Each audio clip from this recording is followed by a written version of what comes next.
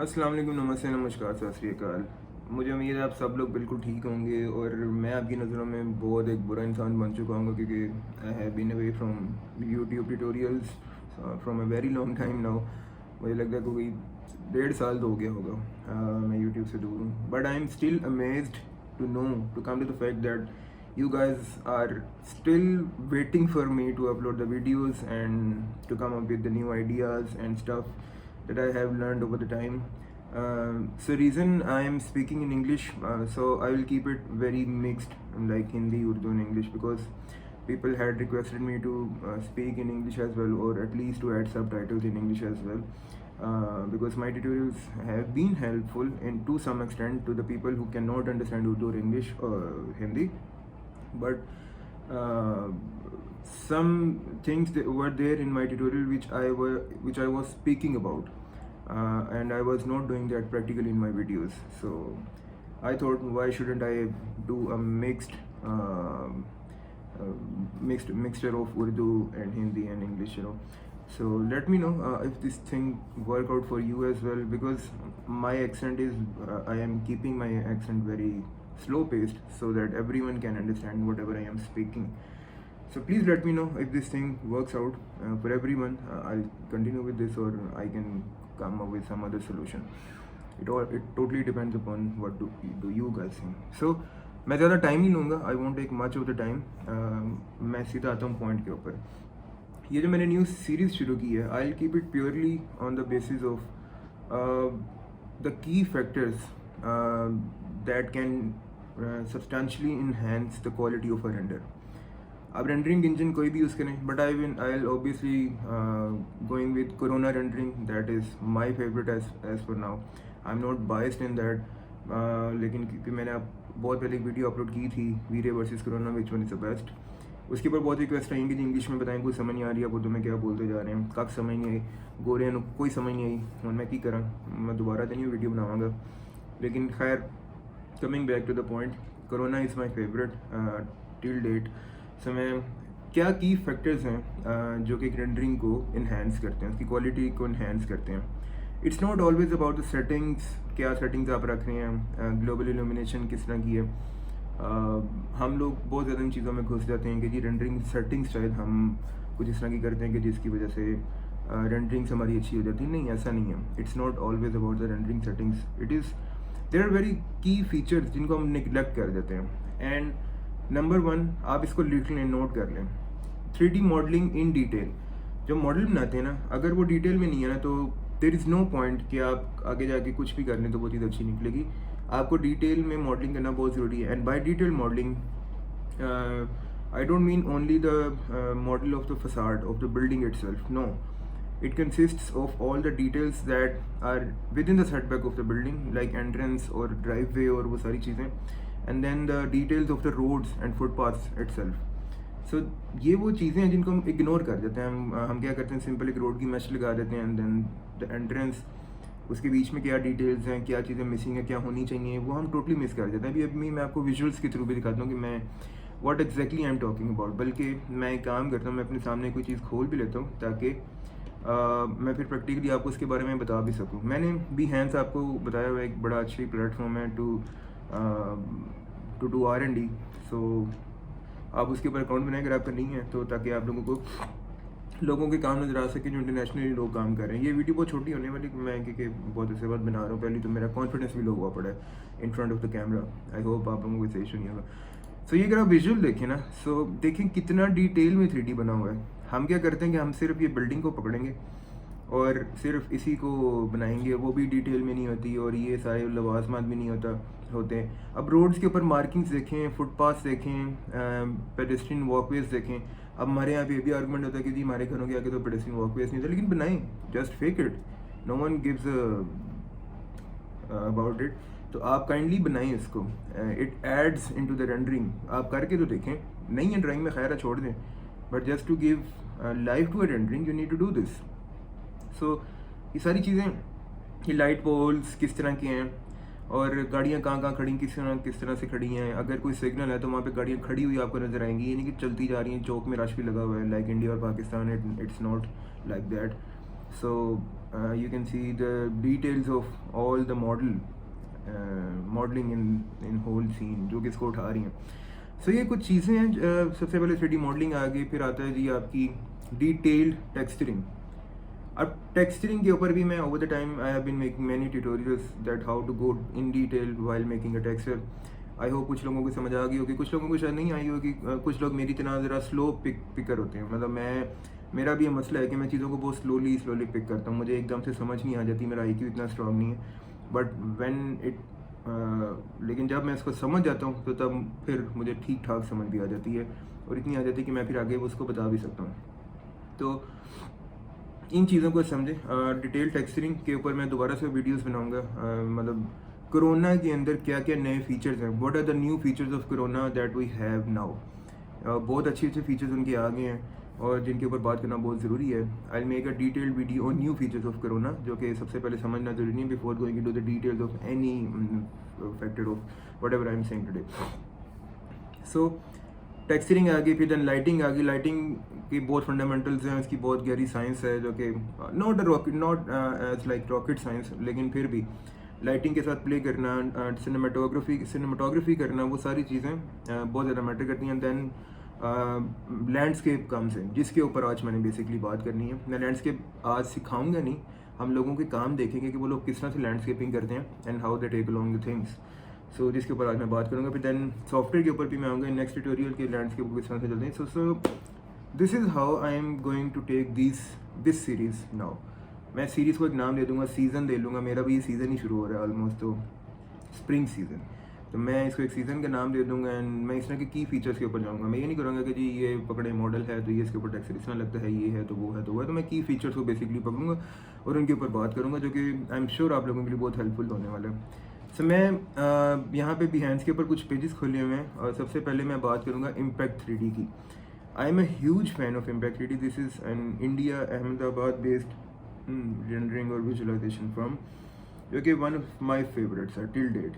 वो फेवरेट इसलिए भी क्योंकि इनका कॉन्टेक्स्ट और हमारा कॉन्टेक्स्ट बड़ा मिलता जुलता है, इंडिया और पाकिस्तान का.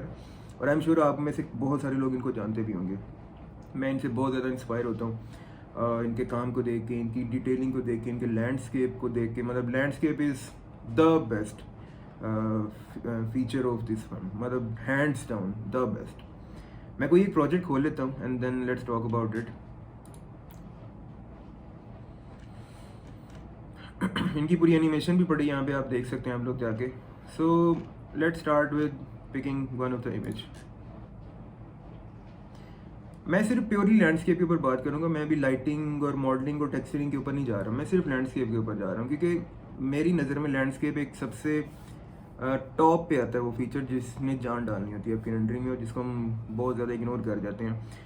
हालांकि हमारे पास ऑनलाइन इतने रिसोर्सेज अवेलेबल हैं, मतलब TBs ऑफ डाटा अवेलेबल है ये मॉडलिंग 3D मॉडल्स का, 3D एसेट्स का. लेकिन समहाउ हमारी एस्थेटिक्स इस तरह से डेवलप नहीं हुई थी, हमें अंडरस्टैंडिंग नहीं होती कि how to use all these assets in our rendering.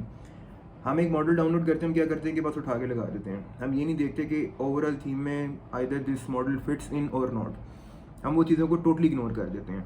Colours क्या हैं, थीम्स क्या हैं, ओवरऑल इस पौधे की ब्रीड क्या है, स्पीशी क्या है, either it fits in the whole scene or not, और in the specific area or not. हम बस लगा देते हैं विदाउट नोइंग द फैक्टर के it can totally destroy. Even a single plant can destroy the whole image, whole master plan. जितना मर्जी हो, बड़ा स्केल हो, एक पौधा भी अगर वहाँ पे ठीक नहीं है तो it can easily destroy the whole theme. जितनी मर्जी आपने मॉडलिंग में मेहनत की और टेक्सचरिंग में मेहनत की, बट लैंडस्केप इज़ समथिंग. मेरा मानना है, शायद आप लोग मुझसे इसे एग्री ना करें, लेकिन this is my believe that if landscape is not strong enough, there is no point of going in details of texturing and lighting and other stuff. So इस पर बात करते हैं. तो अब ये पौधे देखें. सबसे पहले आप नोटिस करेंगे कि there is a very strong colour green in this whole image. मतलब आपको शायद रेड नज़र आ रहा होगा, but it is not that overpowering. White भी है, but it somehow fits in the whole greens of the rendering. मतलब आपको कोई रेंडमली यहाँ पे बहुत शार्प रेड, बहुत शार्प येलो या उस तरह की कोई चीज़ नज़र नहीं आएगी. And the balance has been created through this lights, इनके कलर्स के थ्रू. ठीक है, वो एक स्पेसिफिक एरिया पे पड़ रहे हैं and that colour of light itself is not that over powering. आप देखें, इसको गौर करें ज़रा, इमेज को देखते रहें थोड़ी देर के लिए ना, ये किस तरह से इमेज एक बैलेंस हुआ है. ग्रास है तो there is a very constant tone of green in it. हमारी ग्रास के भी बहुत ज़्यादा मसले होते हैं, ग्रास हमारी ठीक नहीं होती, पौधे ठीक नहीं होते, मतलब रैंडमली बीच में कोई जामुनी रंग का यहाँ पे पौधा पड़ा होगा जो कि तबाह कर देगा पूरे इमेज को। अब इसमें भी आप देखें तो यहाँ पे सबसे पहले डिटेल देखें कि ये अगर दरख्त यहाँ पे आ रहा है तो there is a cut out properly made, उसके नीचे फिर मड का वो एक टेक्सचर लगाया होगा या जो भी सीन है वो, and then the tree itself comes in. और फिर किस तरह के पौधे यूज़ किए गए हैं, there is all the landscape looks like a family, मतलब कोई भी पौधा ऐसे नहीं लग रहा कि जो आउट ऑफ द प्लेस हो। This is a very draw example of जो मैं अभी लैंडस्केप के ऊपर आपसे सारी बात कर रहा हूँ। अब यहाँ पे भी देखें बहुत ही खूबसूरती के साथ ये सारे पौधे लगे हुए हैं, और कोई ओवर पावरिंग नहीं है, कोई डिफरेंट कलर नहीं है, सब ग्रीन्स के अंदर हैं, एक फैमिली लग रही है यहाँ पे पौधे, फैमिली में लग रहे हैं, फैमिली का पार्ट लग रहे हैं, ठीक है। तो आप इस चीज़ पर ना गौर करना शुरू करें कि किस तरह से लैंडस्केप यहाँ पे इम्प्लीमेंट किया गया है। सो मैं किसी और प्रोजेक्ट की तरफ आता हूँ, इनके बहुत से प्रोजेक्ट्स हैं इनके, मतलब हर प्रोजेक्ट में इनका लैंडस्केप हमेशा नंबर 1 होता है, and then comes the lighting itself. So इस इमेज के अंदर ज़रा आप लैंडस्केप की क्वालिटी चेक करें, बहुत ही खूबसूरत। There are some colours introduced in this frame, लेकिन आप देखें कि वो इतने सैचुरेटेड नहीं है, इतने ओवर पावरिंग नहीं है, उनके मॉडल का साइज़ छोटा छोटा है, कोई बहुत बड़ा पत्तों वाला वो पौधा नहीं जिसमें जामनी रंग इंट्रोड्यूस हुआ हो। तो आप गौर करें कि किस तरह से पौधे लगाएंगे, हालांकि क्लटर्ड है, it's a cluttered rendering image when it comes to landscape, but वो इतना ज़बरदस्त ऑर्गेनाइज्ड है कि कोई रैंडम नहीं लग रही कोई चीज़, हर चीज़ बड़ी प्रॉपरली इन प्लेस लग रही, कोई आउट ऑफ द प्लेस नहीं लग रही।